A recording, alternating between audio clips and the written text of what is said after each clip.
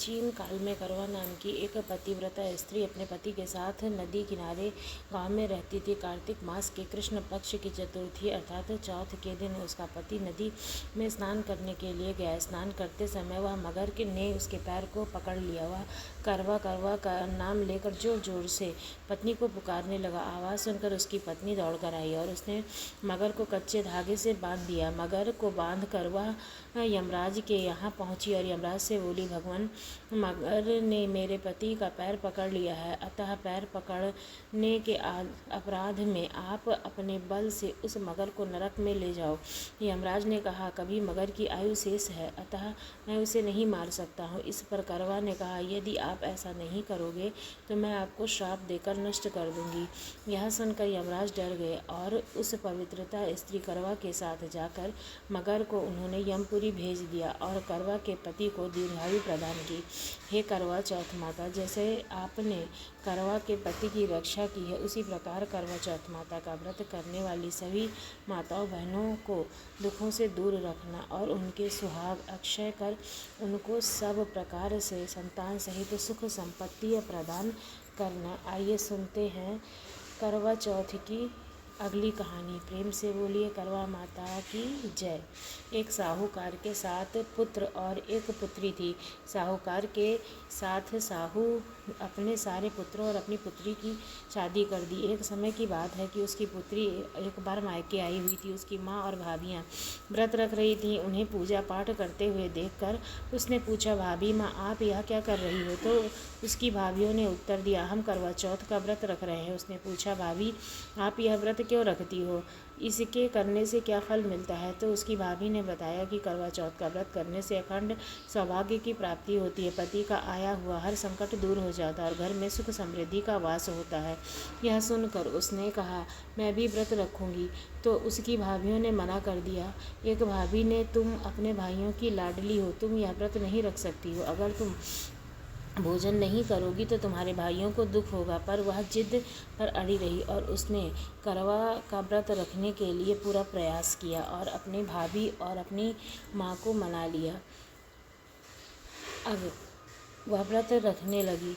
वह अपने भाइयों की बहुत ही लाडली थी। जब भी वह मायके जाती थी तो उसके भाई पहले उसे भोजन करवाते थे और बाद में स्वयं भोजन करते थे।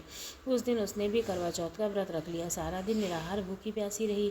शाम को जब उसके भाई घर आए तो उन्हें अपनी बहन उदास दिखाई दी। उन्होंने पूछा, आज हमारी बहन उदास क्यों है? तो उसकी भाभियों ने बताया, आपकी बहन ने आज करवा चौथ का व्रत रखा है। यह सुन करके उसके भाई बहुत दुखी हो गए और यह सब आपने किया है, हमारी बहन को सारा दिन भूखी प्यासी रखा है। भाइयों ने कहा, चलो कोई बात नहीं, व्रत तो हो गया, अब ऐसा करो व्रत का पारण कर लो, फिर हम भी भोजन करेंगे। तो वह बोली, भैया, मैं अभी व्रत नहीं करूँगी, मैं चंद्रमा उदय होने पर ही भोजन करूँगी। बहन की ऐसी ही बातें सुनकर उसके भाई मायूस हो गए और सोचने लगे कि हमारी प्यारी बहन सारा दिन बिना पानी के, बिना भोजन के रह रही है, कितनी परेशान हुई होगी। सारे आपस में सलाह करने लगे कि हमें कुछ न कुछ करना होगा। यह सोचते हुए 2 भाई घर से चले गए और बाहर जाकर एक झाड़ी के पीछे आग जलाई और उसके आगे चलनी खड़ी कर दी। आग पर रुके भाइयों ने कहा, देखो बहन, चंद्रमा निकल आया है और देख लो और उसके बाद भोजन कर लो। तुम भोजन कर लोगी तो हम सब भी भोजन कर लेंगे। जब चंद्रमा को देखकर भागी भागी अपनी भाभियों के पास गई और बोली, भाभी माँ, जल्दी चलो, चंद्रमा उदय हो गया है, दर्शन कर लो, उसके बाद हम भोजन करेंगे। तो उनकी भाभी बोली, ननद जी, यह चाँद तो आपके लिए निकला है, इसलिए आप इसे देखकर अपने व्रत का पारण कर लो, हम तो बाद में भोजन करेंगी। उन्हें तो पता ही था कि यह सारी चाल उनके पतियों की है, तो अपनी बहन को दुखी नहीं देख सकते। लेकिन ननद ने बनावटी चाँद को देखकर जल्दी से अर्घ दिया और भोजन करने के लिए बैठ गई। जैसे ही वह भोजन करने के लिए बैठी, व्रत भंग होने के कारण चौथ माता उससे नाराज़ हो गई। जैसे ही उसने पहला निवाला मुख की तरफ डाला, उसमें मक्खी आ गई। दूसरा निवाला खाते ही उसके गले में बाल आ गया और जब तीसरा निवाला खाने लगी तभी उसके ससुराल से समाचार आया कि उसके पति की मृत्यु हो गई है। यह सुनकर वह बहुत ज़्यादा दुखी हुई। जैसे ही वह अपने ससुराल जाने के लिए तैयार हुई तो उसकी माँ ने संदूक खोल के देखा तो उसके ऊपर एक चुनरी रखी थी। उसने अब वही चुनरी निकाली और ओढ़ ली, साथ में एक सिक्का सोने का भी दे दिया। उसने कहा, बेटी, रास्ते में जो भी तुझे मिले उसके पाँव छूते जाना, और जो भी तुझे अखंड सौभाग्य का आशीर्वाद दे उसे यह सोने का सिक्का दे देना। इस तरह अपनी माँ से सीख लेकर वह ससुराल के लिए दुखी मन से रवाना हो गई। रास्ते में जो भी मिलता तो उसकी माँ के कहने अनुसार वह उसके पैर छूने की कोशिश करती, लेकिन वे अपने पैर पीछे कर लेते थे और कहते थे, दूर हट जा पापिनी, आपने पति को खाने वाली हमारे पैरों को हाथ मत लगा। इस तरह किसी ने भी उससे पाँव नहीं छूने दिए। रोते रोते वह अपने ससुराल पहुंच गई। जैसे ससुराल के घर में प्रवेश किया, आंगन के बाहर उसकी एक छोटी सी ननद थी जो खेल रही थी। वह अपनी भाभी को देखते ही बहुत खुश हुई। उसकी भाभी ने उसके पाँव छुए तो उसने आशीर्वाद दिया और कहा कि सदा सुहागन रहो भाभी। उसने वह सोने का सिक्का अपनी ननद को दे दिया और बहुत खुश हुई। फिर वह अंदर गई जहाँ पर उसके मृत पति को आंगन में लिटाया हुआ था। अपने पति को देखते ही रोते हुए वह जैसे ही उसी के पास जाने लगी तो उसकी ननद और उसकी सास ने उसे दूर बैठा दिया। अपनी सास ने कहा, अभागन कहीं कि मेरे बेटे को खा गई। इस तरह दुत्कारने लगी और फिर करुण विलाप करती हुई वह जोर से रोने लगी। थोड़ी ही देर में उसके पति का अंतिम संस्कार की तैयारी होने लगी। जैसे ही उसे दाह संस्कार के लिए ले जाकर होने लगे तो वह बोली, मेरे पति का अंतिम संस्कार नहीं करो, मेरा पति जीवित होगा, मुझे विश्वास है। तो उसकी सास बोली, अब क्या बाकी रह गया है, कोई मरने के बाद भी जिंदा हुआ है क्या? पर वह तो अपनी जिद पर अड़ी रही, मैं अंतिम संस्कार के लिए लेकर नहीं जाने दूंगी। उसकी सास ने कहा, हमारे घर में तेरे लिए कोई जगह नहीं। और गांव वालों ने कहा, इसके लिए गांव से बाहर एक झोपड़ी बनवा दो जहां पर इस शव के साथ बैठी रहेगी। जब इसे अच्छी तरह तसल्ली हो जाएगी कि यह जिंदा नहीं है तो अपने आप घर चली आएगी। गांव वालों ने उसकी सास के कहे अनुसार उसके लिए गांव के बाहर झोपड़ी बना दी जहां पर वह अपने मृत पति को लेकर चली गई। अब उसकी सास रोजाना एक पानी का लोटा और एक बासी रोटी उस छोटी ननद के साथ भिजवा देती थी और वह अपनी भाभी को दे आती थी। इस तरह करते करते एक महीना बीत गया। एक दिन रात को बहुत तेज आंधी आई और साथ में बादल गरजने लगे, बिजलियां कड़कने लगीं। बाहर से एक आवाज़ आई, पति को खाने वाली करवा ले, दिन में चांद उगाने वाली करवा ले। इस तरह की बात सुनकर बाहर निकली और पूछा, तुम कौन हो? तो उन्होंने कहा, मैं चौथ माता हूँ।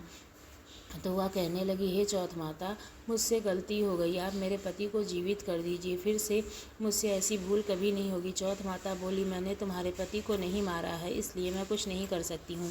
अगले दिन फिर चौथ माता आईं, तुम मुझसे कहना। एक महीने बाद फिर चतुर्थी के दिन जोर से आंधी चलने लगी, बादल गरजने लगे, बिजलियां चमकने लगीं और फिर वही आवाज़ आई, अपने पति को मारने वाली करवाले, दिन में चांद उगाने वाली करवाले। वह भाग कर बाहर निकली और पूछा, तुम कौन हो? उन्होंने कहा, मैं पौष मास की चौथ माता हूँ। वह करुण विलाप करने लगी और रोने लगी और बोली, माता, मुझसे गलती हो गई है, मैं आपसे गलती के लिए माफ़ी मांगती हूँ, मेरे पति को जीवित कर दीजिए। तो वो बोली, मुझसे बड़ी चौथ माता महीने में आएंगी, वही तेरे पति को जीवित कर सकती हैं। ऐसा कहकर पौष मास की चौथ माता चली गई और वह अगली चौथ का इंतजार करने लगी। जैसे ही माघ मास की चौथ आई उस दिन उसी तरह आंधी आई और चौथ माता कहने लगी, पति को मारने वाली करवा ले, दिन में चांद उगाने वाली करवा ले। वह भाग कर बाहर निकली और चौथ माता के पैर पड़ गई। बुरी तरह से वे करुण विलाप करने लगी और कहने लगी, माता, मुझसे बहुत बड़ी भूल हुई है, मेरे व्रत में कोई भी नियम नहीं जानती थी, मैंने गलती की, मुझे प्लीज़ क्षमा कर दो, मेरे पति को जीवित कर दो। इस तरह रोते हुए देखकर माघ मास की चौथ माता को उस पर दया आ गई। माता ने कहा, पुत्री, मैं तो कुछ नहीं कर सकती हूँ, पर 12 महीने बाद वही चौथ वापस आएगी तो उसके पैर पकड़ लेना। वो चाहे जितने भी तुझे दुत्कारे, चाहे जितने भी अपने पैर छुड़ाए, उसी ने तो तुम्हारे पति की जान ली है और वही तुम्हारे पति को जीवित दान देगी। ऐसा कहकर वह चौथ माता चली गई। जब उसके पति को मरे हुए पूर्व 12 महीने हो गए तो करवा चौथ का व्रत आया। उसने करवा का व्रत रखा और रात को उसी तरह आंधी आई, बादल गरजे और फिर बिजलियां चमकने लगी। चौथ माता वही कहने लगी, पति को मारने वाली करवाले, दिन में चांद उगाने वाली करवाले। तो वह भागकर बाहर निकली और चौथ माता के पैर पकड़ लिए और रोने लगी। उसने कहा, चौथ माता, मुझसे बहुत बड़ी गलती हो गई है, मेरी गलती क्षमा करो, 1 साल हो गया है मुझे तपस्या करते हुए, अब तुम मेरे पति को जीवित कर दो। तो चौथ माता बोली, तू पापन है, तूने मेरे व्रत को भंग किया है, इसलिए तेरे पति की जान गई है, मैं कुछ नहीं कर सकती, मेरा पैर छोड़ दो। पर उसने चौथ माता के पैर नहीं छोड़े। प्रिय श्रोताओं, फिर क्या था, माँ तो माँ ही होती है। चौथ माता को उस पर दया आ गई और उसने माँ ने अपनी उंगली काट कर अपने खून का छींटा उसके पति पर कर दिया, जो उसका पति जीवित होकर बैठ गया और कहने लगा, आज मुझे नींद बहुत गहरी आ गई थी। तो उसकी पत्नी बोली, ऐसी नींद तो किसी दुश्मन को भी ना आए। यह कहते हुए उसने सारी बात अपने पति को बता दी। फिर दूसरे दिन सुबह दोनों चौपड़ पासा खेल रहे थे। तभी उसकी ननंद रोटी और पानी का लोटा लेकर आई तो उसने देखा कि झोपड़ी की जगह बहुत ही सुंदर महल खड़ा है और उसके अंदर उसके भाई भाभी चौपड़ पासा खेल रहे हैं। अपने भाई को जीवित देखकर वह बहुत खुश हुई और वहाँ से वापस दौड़ पड़ी और अपने घर आकर अपनी माँ से कहा, मामा, भाई जीवित हो गया है। तो उसकी माँ बोली, यह तो कभी नहीं हो सकता है। तो वह बोली, माँ, मैंने अपनी आंखों से देखा भाई और भाभी को चौपस पासा खेलते हुए। तो उसकी माँ कहने लगी, वह कर्मजली मेरे बेटे के शव को कहीं फेंक आई होगी और किसी और को वहाँ बुलाकर बैठा लिया होगा। तो उसकी बेटी बोली, नहीं माँ, वह तो मेरे भाई ही हैं, मैं उन्हें अच्छी तरह से जानती हूँ, तुम मेरे साथ चलो। बेटी की जिद पर वह अपनी बेटी के साथ अपने बेटे को देखने के लिए चली गई। वहाँ जाकर देखा कि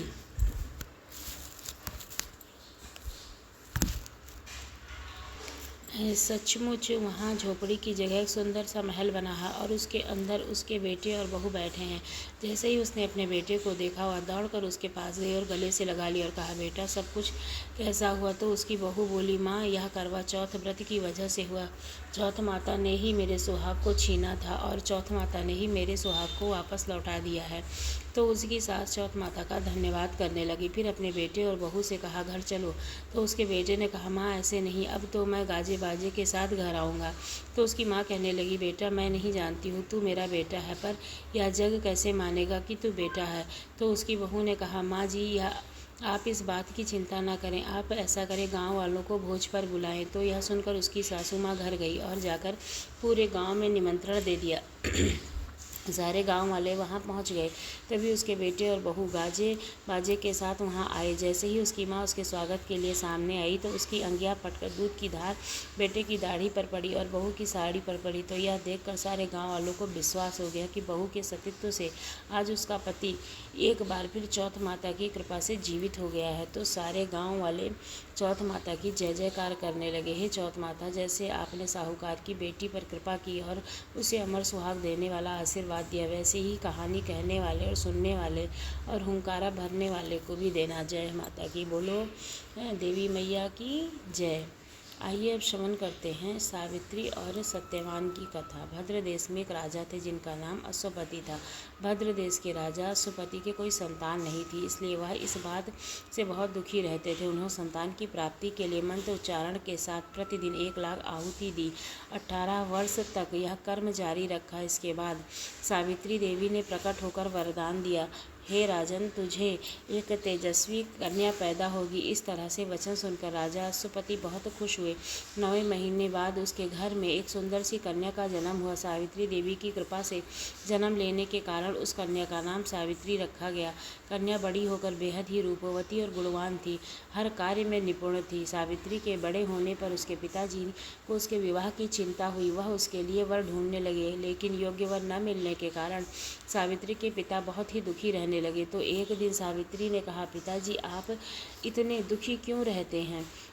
मुझे बताइए, क्या बात है? तो उसके पिता ने कहा, बेटा, मैं तुम्हारे लिए कोई योग्य सुंदर वर तलाश रहा हूँ, लेकिन वह मुझे नहीं मिल रहा। मैं चाहता हूँ कि तुम स्वयं ही अपने लिए वर तलाश करो।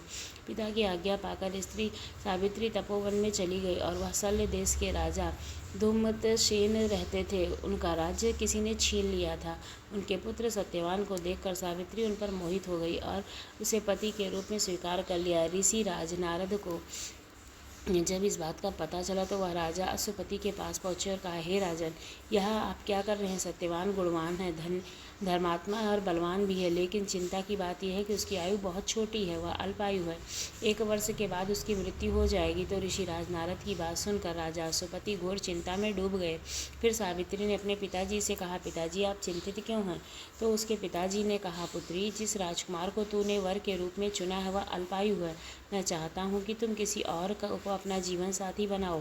तो इस पर सावित्री ने कहा, पिताजी, आर्य कन्याएं अपने पति का वरण एक ही बार करती हैं। एक ही बार आज्ञा दीजिए और पंडित को बुलाइए। मैं प्रतिज्ञा करती हूँ कि मैं उन्हीं के साथ विवाह करूँगी। कन्या दान भी एक ही बार किया जाता है। स्त्री हट करने लगी और बोली, मैं सत्यवान से ही विवाह करूंगी। तो राजा अश्वपति ने सावित्री के कहने पर उसका विवाह सत्यवान से कर दिया। विवाह के बाद सावित्री अपने ससुराल यानी कि जंगल में जाकर अपने सास ससुर की सेवा करने लगी। समय बीतता गया। नारद मुनि ने पहले ही सावित्री को सत्यवान की आयु का निश्चित समय बता दिया था। जैसे जैसे वह दिन करीब आने लगा तो सावित्री सतर्क होने लगी। उसने सत्यवान की मृत्यु के 3 दिन पहले से ही व्रत रखना शुरू कर दिया था। नारद मुनि द्वारा कथित निश्चित तिथि पर उसने पितरों का पूजन किया। हर दिन की तरह सत्यवान उस दिन भी जंगल में लकड़ी काटने के लिए जा रहा था। तो स्त्री सावित्री ने कहा, आज मैं तुम्हारे साथ चलूंगी। सत्यवान की आज्ञा पाकर सावित्री सत्यवान के साथ जंगल में लकड़ियां काटने चली गई। जंगल में पहुंचकर सत्यवान लकड़ी काटने के लिए पेड़ पर चढ़ा। तभी उसके सिर में बहुत तेज दर्द होने लगा। वह दर्द से व्याकुल होकर पेड़ के नीचे उतर गया। सावित्री ने उसका भविष्य समझ लिया। सावित्री सत्यवान के सिर को गोद में रखकर सहलाने लगी और तभी वहाँ यमराज आते दिखाई दिए। यमराज अपने साथ सत्यवान को ले जाने लगे तो सावित्री भी उनके पीछे पीछे चल पड़ी और यमराज से विनती करने लगी, मेरे पति के सत्यवान के प्राण छोड़ दीजिए। मेरे सास ससुर अंधे हैं, उनका एकमात्र इकलौता सहारा है। आप कृपया करके मेरे पति के प्राण छोड़ दीजिए। यमराज ने सावित्री को समझाया, यदि विधि का विधान है वह टल नहीं सकता, लेकिन स्त्रियां नहीं मानी। सावित्री की निष्ठा और पति प्रेम देखकर यमराज ने कहा, हे देवी, तुम धन्य हो। तुम मुझसे कोई भी वरदान मांग लो, मैं तुम्हें 3 वरदान देता हूँ। तो सावित्री ने कहा, मेरे सास ससुर वनवासी और अंधे हैं, आप उन्हें दिव्य ज्योति प्रदान करें। यमराज ने कहा, ऐसा ही होगा।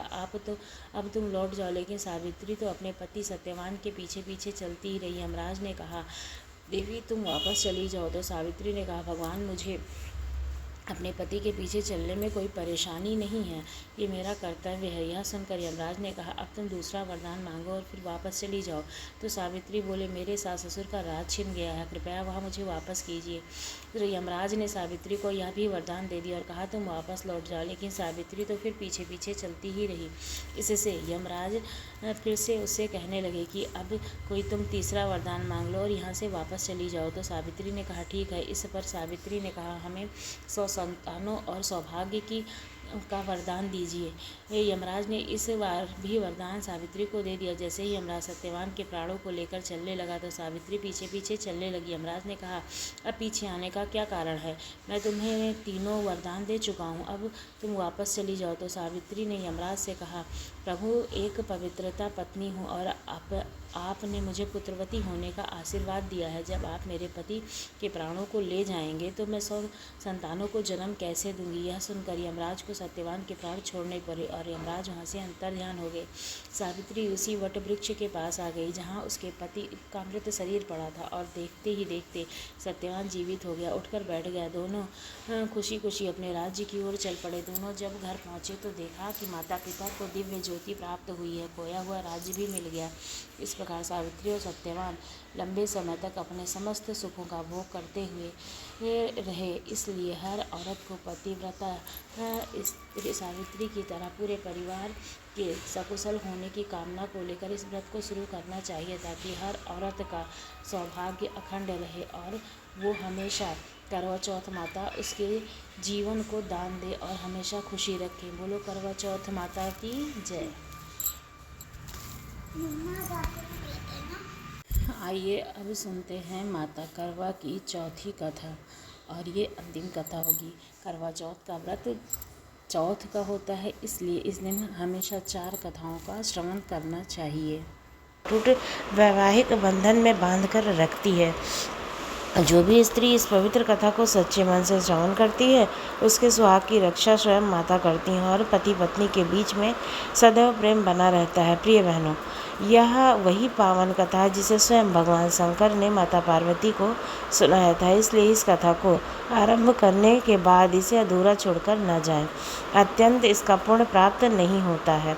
जो भी व्रती स्त्री इसे प्रारंभ से अंत तक सुनती है उसके सभी मनोरथ पूर्ण हो जाते हैं, घर में दरिद्रता का नाश होता है और माता लक्ष्मी का वास स्थायी रूप से हो जाता है। तो आइए श्रद्धा से इस कथा का श्रवण करते हैं। भगवान श्री हरि विष्णु से प्रार्थना करें कि वे इस कथा को सुनने वाले हर व्यक्ति के जीवन में सुख, समृद्धि और मंगल भर दें। तो आइए कथा का प्रारंभ करते हैं। एक दिन कैलाश पर्वत पर भगवान शिव जी ध्यानमग्न बैठे थे। तभी आदिशक्ति माता जगदम्बा वहां आती हैं और प्रभु को प्रणाम करके विनम्र स्वर से कहती हैं, हे जगत के पालनहार, हे नाथ, कृपया आज मुझे करवा चौथ व्रत की कथा सुनाइए और यह भी बताइए कि यह व्रत कौन सी स्त्रियां नहीं कर सकती हैं। मैं आपके मुख से इस पवित्र कथा को सुनने के लिए अत्यंत उत्सुक हूँ। माता की बात सुनकर भगवान शिव मुस्कुराए और बोले, देवी, आज आपके अत्यंत उत्तम प्रश्न किया है। आप ध्यानपूर्वक सुनो। मैं तुम्हें एक प्राचीन कथा और सत्य कथा सुनाने जा रहा हूँ। भगवान शिव के कहने लगे, कार्तिक मास की चतुर्थी को करवा माता की कथा सुनने से पहले परंपरा के अनुसार सबसे पहले भगवान श्री गणेश की कथा सुनना चाहिए, क्योंकि वे विघ्नहर्ता हैं, शुभारंभ के देवता हैं और बिना उनके स्मरण के कोई भी पूजा या कथा प्रारंभ नहीं होती है। इसलिए आइए सबसे पहले हम गणेश जी का आवाहन करते हैं, उनकी कथा का श्रवण करते हैं। इस पुण्यदायी कथा का आरंभ करते हैं विघ्नहर्ता भगवान श्री गणेश की अमर सुहाग और अमर पीहर देने वाली अद्भुत कथा से।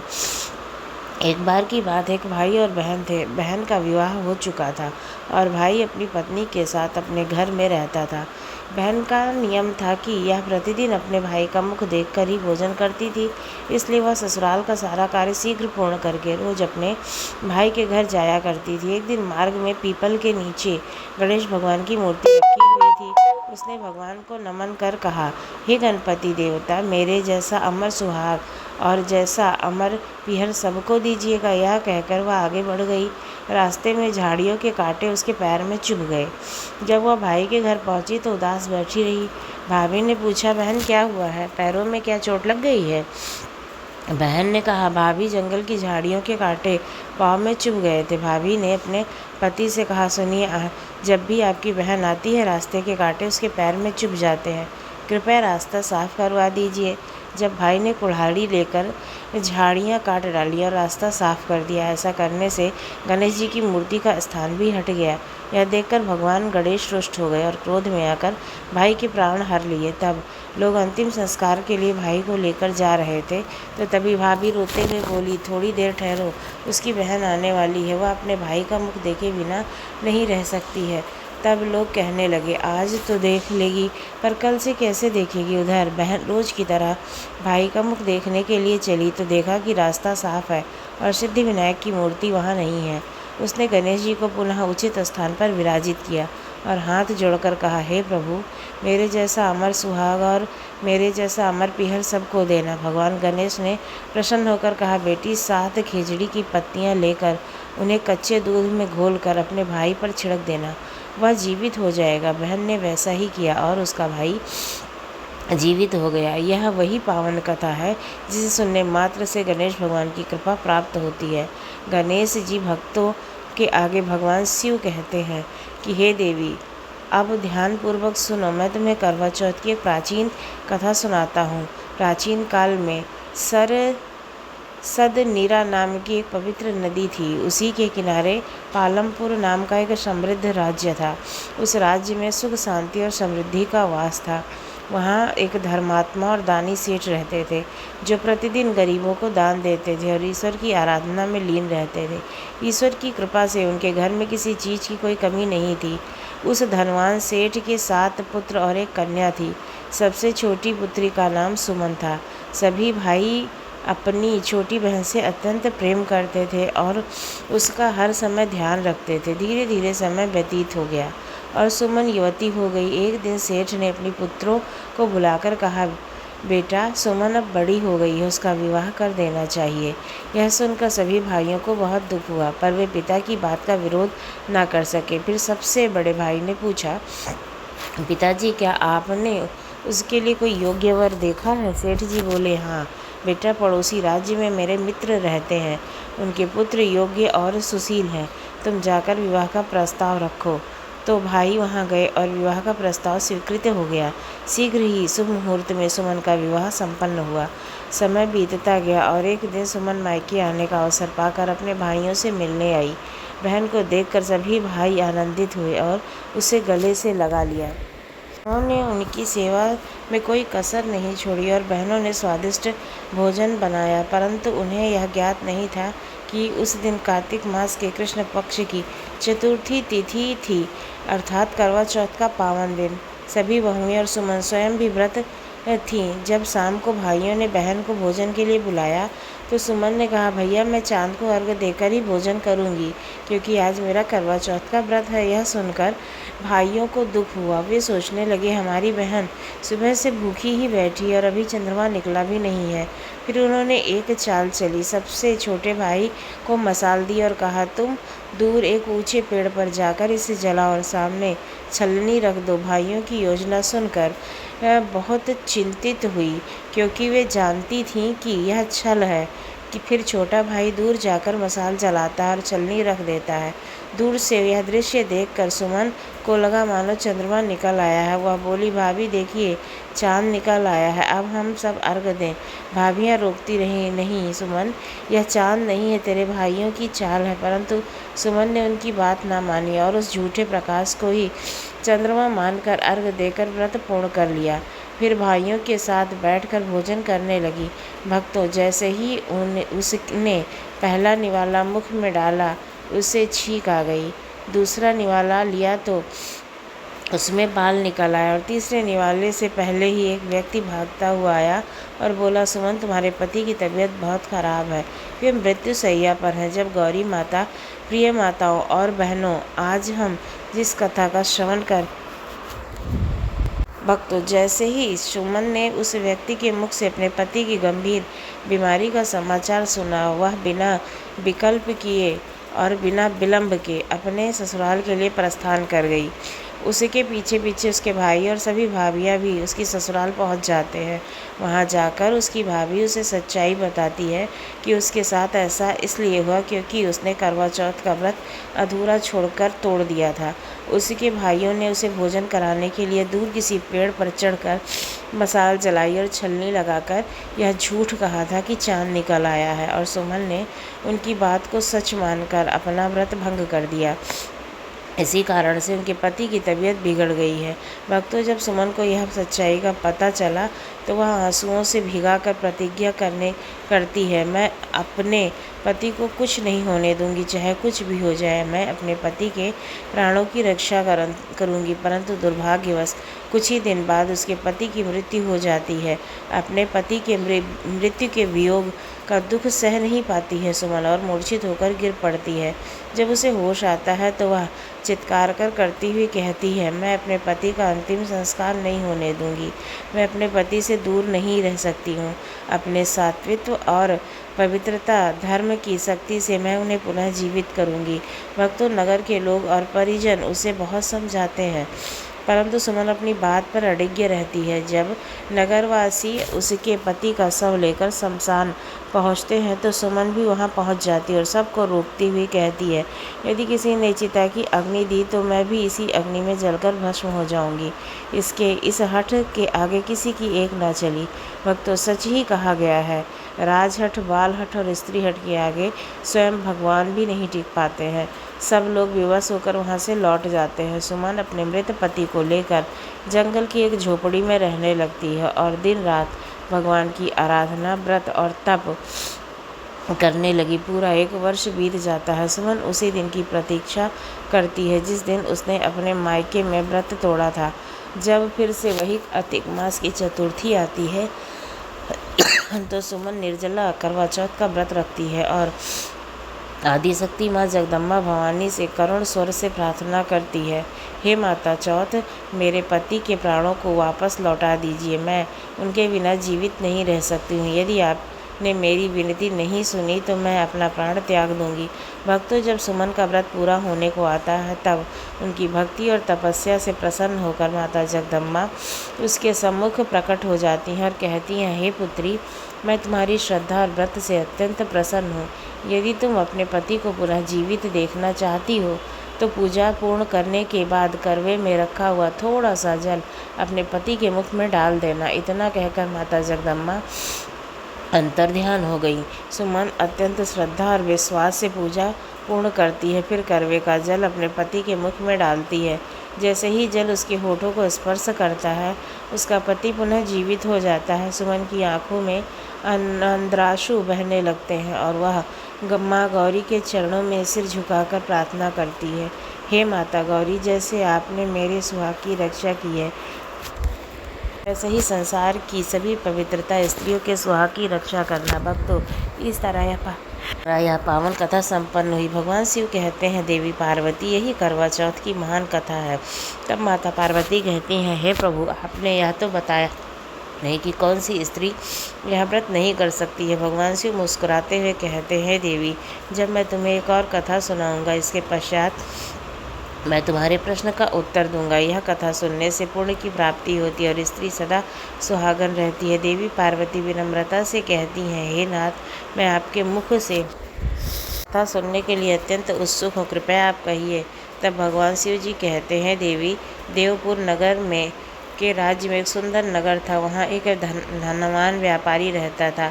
उसके घर में धन वैभव की कमी नहीं थी। कुछ समय बाद उसका विवाह रूपल नाम की सुंदर और पवित्र कन्या से हुआ। वे दोनों एक दूसरे से अत्यंत प्रेम करते थे और सुखपूर्वक जीवन व्यतीत करते थे। एक दिन व्यापारी किसी व्यापारिक कार्य से दूसरे राज्य को जा रहा था। मार्ग में उसे अत्यधिक प्यास लग रही थी। वह पास के एक घर का दरवाज़ा खटखटाने लगा। अंदर से एक अत्यंत सुंदर स्त्री बाहर आई। भक्तों, उस स्त्री की सुंदरता देखकर व्यापारी मोहित हो गया। स्त्री से कहा, हे विप्र, आप कौन हैं और मेरे द्वार पर क्यों आए हैं? व्यापारी बोला, हे सुंदरी, मैं व्यापारी हूँ। व्यापार हेतु दूसरे राज्य जा रहा था, पर मुझे अत्यधिक प्यास लग रही थी, इसलिए आपके द्वार पर जल मांगने आया हूँ। वह स्त्री अंदर जाकर एक लोटे में जल लाती है और उसे दे देती है।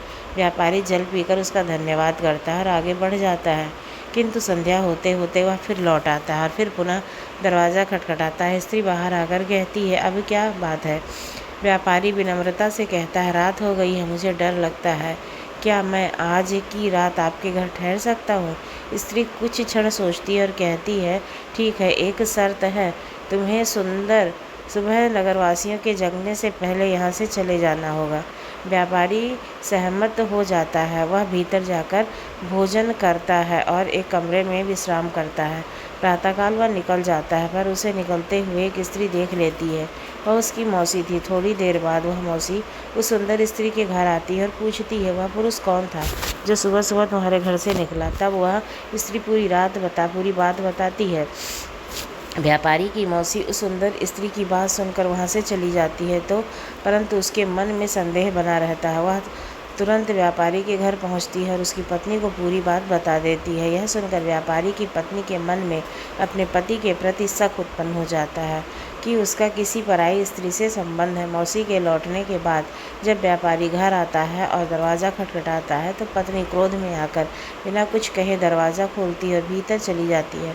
पत्नी का यह व्यवहार देखकर व्यापारी अत्यंत आश्चर्यचकित हो जाता है, क्योंकि पहले उसने ऐसा कभी नहीं किया था। वह पत्नी के पास जाकर कहता है, प्रिय, तुम इतनी क्रोधित क्यों हो? मुझे बताओ, मैं अवश्य तुम्हारी समस्या का समाधान करूँगा। तब पत्नी कहती है, सुना है आप कल रात किसी स्त्री के घर ठहरे थे, मुझसे क्या छिपा रहे हैं? व्यापारी शांत स्वर से उत्तर देता है, प्रिय, रात बहुत हो गई थी, इसलिए मुझे वहाँ ठहरना पड़ा। तुम जानती हो मुझे अंधेरे से कितना भय लगता है। मेरा उस स्त्री से कोई संबंध नहीं है, किंतु पत्नी को उस पर विश्वास नहीं होता है। वह बार बार कहती है, यदि अंधेरे में डर लगता है तो किसी अन्य घर में ठहर जाते, उस स्त्री के यहाँ क्यों? इसी बात को लेकर पति पत्नी में विवाद बढ़ जाता है। धीरे धीरे बात इतनी बढ़ जाती है कि दोनों अलग होने का निर्णय ले लेते हैं। व्यापारी अपने व्यापार में लग जाता है और उसकी पत्नी अपने मायके लौट जाती है, परंतु दोनों ही एक दूसरे को याद करते रहते हैं। एक दिन संयोगवश वे मिलते हैं और पुनः साथ रहने लगते हैं, किंतु जब पत्नी के मन में प्रेम लुप्त हो चुका था, वह केवल दिखावे का प्रेम करती थी। हे भक्तों, शिव जी कहते हैं, ऐसे ही समय बीत गया। कुछ दिनों बाद व्यापारी व्यापार के लिए बाहर गया हुआ था। तभी उसकी पत्नी अकेली थी।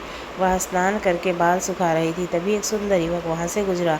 उसे देखकर व्यापारी की पत्नी मोहित हो गई और उस युवक से मधुर बातें करने लगी। धीरे धीरे वह युवक भी उस पर आसक्त हो गया और दोनों के बीच में अनुचित संबंध बन गए।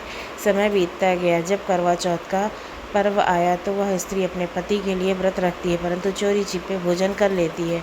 उसके मन में पति के प्रति घृणा थी और यही कारण था कि उसका व्रत निसफल रहा। जैसे ही व्रत पूर्ण हुआ, व्यापारी अपनी पत्नी को जल पिलाने लगा। अचानक वह भूमि पर मूर्छित होकर गिर पड़ा। पत्नी भयभीत होकर दौड़ी, परंतु व्यापारी की आंखें बंद थीं।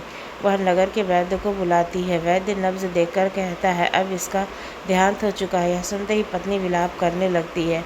इतने में व्यापारी और माता पिता सब वहाँ पहुँच जाते हैं और क्रोधपूर्वक बहू से कहते हैं, पापिनी, तूने मेरे पुत्र को मार डाला। अवश्य ही तूने कोई पाप किया होगा। यह गिड़गिड़ाकर कहती है, नहीं पिताजी, मैं निर्दोष हूँ। परंतु वे अपने घर से निकाल देते हैं उसे। दुखी होकर वह वन की ओर चली जाती है। उधर माता पिता पुत्र का अंतिम संस्कार कर देते हैं। वन में भटकती हुई वह देखती है कि वह एक सन्यासी महात्मा के नीचे ध्यानमग्न बैठे हैं। वह रोती हुई इनके चरणों में गिरती है। महात्मा उससे पूछते हैं, हे पुत्री, क्या हुआ है? तब वह समस्त घटना कह सुनाती है। महात्मा अपनी दिव्य दृष्टि से सब कुछ देख लेते हैं और गंभीर होकर कहते हैं, हे पुत्री, तुम्हारे अपने ही पाप के कारण यह परिणाम हुआ है। जब तुम्हारे पति एक स्त्री के घर में रुके थे, तब तुम्हारी मौसी ने देखा और तुम्हें बताया। तुमने बिना सोचे अपने पति पर दोष लगाया। क्रोध और संदेह में उनका पवित्र भंग कर दिया। फिर एक दिन तुमने स्नान के बाद एक युवक को देखकर उसके साथ संबंध बनाया और करवा चौथ के दिन तुमने चोरी छिपे अन्न खाकर माता चौथ का अपमान किया है। इन्हीं पाप कर्मों के कारण तुम्हारे पति की मृत्यु हुई है। ऐसी स्त्रियों को भूल कर भी यह व्रत नहीं रखना चाहिए। यह सुनकर वह रोते हुए कहती है, हे मुनिवर, मुझसे भारी भूल हुई। कृपया बताइए किन स्त्रियों को यह व्रत नहीं करना चाहिए। तब महात्मा कहते हैं, सुनो पुत्री, करवा चौथ का व्रत पति पत्नी के सच्चे प्रेम और विश्वास का प्रतीक है। जिन दाम्पत्य के बीच झगड़ा या मनमुटाव हो, उन्हें यह व्रत नहीं करना चाहिए, क्योंकि अशांत मन से किया गया व्रत माता गौरी का अपमान है। अविवाहित कन्याओं या फिर वे स्त्रियां जो बिना साथ फेरे के किसी पुरुष के साथ रहती हैं, उन्हें भी यह व्रत नहीं करना चाहिए। और यदि कोई स्त्री अपने पति के रहते हुए पर पुरुष से संबंध रखती है, तो भी चौथ माता क्रोध करती हैं उसके ऊपर और उन्हें यह व्रत नहीं रखना चाहिए। रजस्वला स्त्री को भी इस दिन पूजा नहीं करनी चाहिए। वे केवल दूर से प्रणाम करें। इतना कहकर वह सन्यासी अंतर ध्यान हो गए। भगवान शिव जी माता पार्वती से कहते हैं, हे देवी, इस कथा से तुम्हें यह ज्ञात हुआ कि कौन सी स्त्री को यह व्रत नहीं रखना चाहिए। भक्तों, इस प्रकार आज की ये कथा समाप्त होती है। जो भी श्रद्धा और भक्ति से इस कथा को सुनता है, उसे सुख सौभाग्य की प्राप्ति होती है।